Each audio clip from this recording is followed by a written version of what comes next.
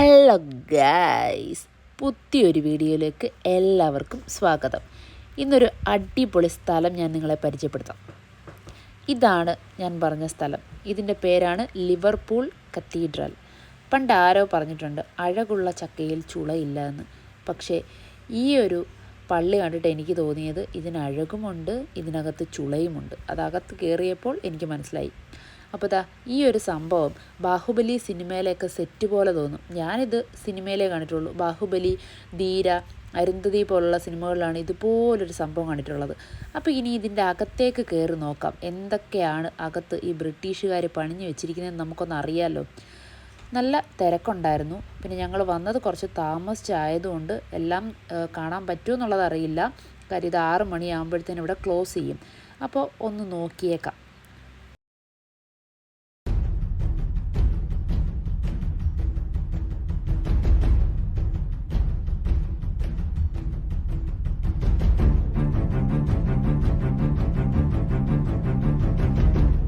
ഇതിനകത്തുള്ള കാഴ്ചകൾ കണ്ടുകൊണ്ടിരുന്നപ്പോഴാണ് 2 പെൺകുട്ടികൾ ഇവിടെ നിൽക്കുന്ന കണ്ടത്. അവരെന്താ ചെയ്യുന്നതെന്ന് അറിയാനായിട്ട് ഞാൻ ഇവിടേക്ക് വന്നു. അപ്പോഴാണ് മനസ്സിലായത് ഇവിടെ അവർ കുറച്ച് ത്രെഡ് വെച്ചിട്ടുണ്ട്. ഈ ത്രെഡ് നമ്മൾ എടുത്തിട്ട് അവർ പറയുന്ന ഷേപ്പിൽ ആ കമ്പിയിൽ കോർത്തു വെക്കുകയാണെങ്കിൽ നമ്മുടെ മനസ്സിലുള്ള ഒരാഗ്രഹം നടക്കും എന്നാണ് ഇതിൽ എഴുതിയിരിക്കുന്നത്. ഈ ത്രെഡ് കെട്ടുന്നതിന് മുമ്പോ അല്ലെങ്കിൽ കെട്ടിക്കഴിഞ്ഞതിന് ശേഷമോ നമ്മുടെ ആഗ്രഹം നമ്മൾ മനസ്സിൽ വിചാരിക്കാം.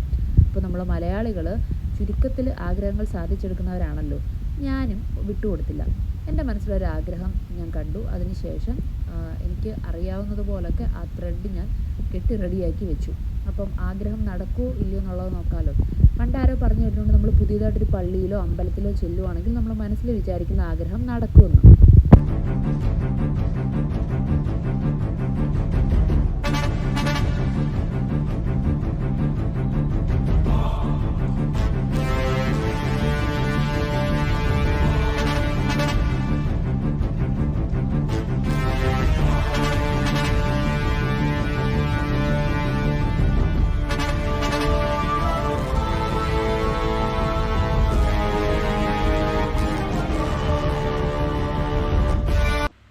ഇവിടുത്തെ കാഴ്ചകൾ കണ്ടുകൊണ്ടിരുന്നപ്പോഴാണ് ഇതിൻ്റെ മറുവശത്തുള്ള ഒരു മുറിയിൽ നിന്ന് കുറച്ച് സൗണ്ട് കേട്ടത്. അതെന്താണെന്ന് അറിയാനായിട്ട് ഞാൻ അങ്ങോട്ട് പോയി. അപ്പോഴാണ് കുറച്ച് ആളുകൾ അവിടെ നിന്ന് പ്രാർത്ഥിക്കുന്നതായിട്ട് കണ്ടത്. കേട്ടപ്പോൾ നല്ല രസമായിട്ട് തോന്നി. അങ്ങനെ കുറച്ച് നേരം അത് കേട്ടുകൊണ്ട് ഞാൻ അവിടെ നിന്നു. അപ്പം ഞാൻ അവിടെ നിന്ന് പരതുന്ന കണ്ടിട്ടായിരിക്കണം അകത്ത് പ്രാർത്ഥിച്ചുകൊണ്ട് നിന്ന ഒരു ലേഡി കുറച്ച് പേപ്പേഴ്സുമായിട്ട് എൻ്റെ അടുത്തേക്ക് വന്നു. അതിലൊരു പേപ്പർ അവരെൻ്റെ നേർക്ക് നീട്ടി. ഇതെന്ന് പറയുന്നത് അവർ ചൊല്ലിക്കൊണ്ടിരുന്ന ആ പ്രാർത്ഥനയായിരുന്നു.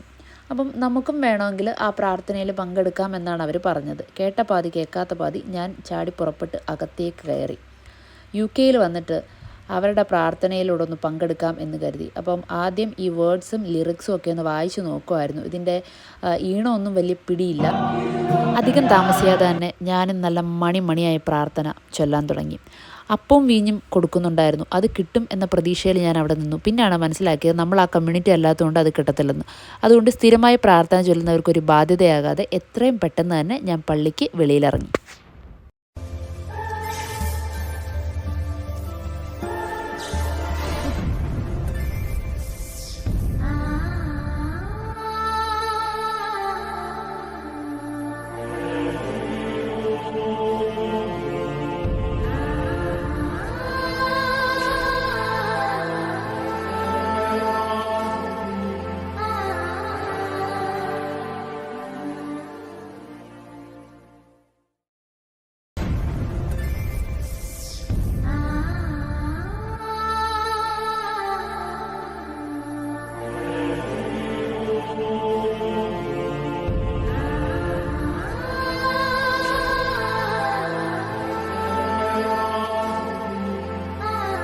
പള്ളിയുടെ വെളിയിൽ വന്നു. ഇനി ഇവിടുന്ന് കുറച്ച് ഫോട്ടോസും വീഡിയോസും ഒക്കെ എടുക്കാം.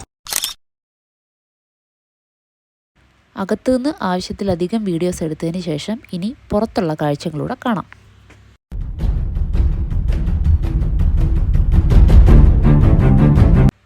ഈ കത്തീഡ്രലിനോട് ചേർന്ന് ഒരു പാർക്കുണ്ടായിരുന്നു. ആ പാർക്കിലൂടെ ഒന്ന് പോയിട്ട് വരാം.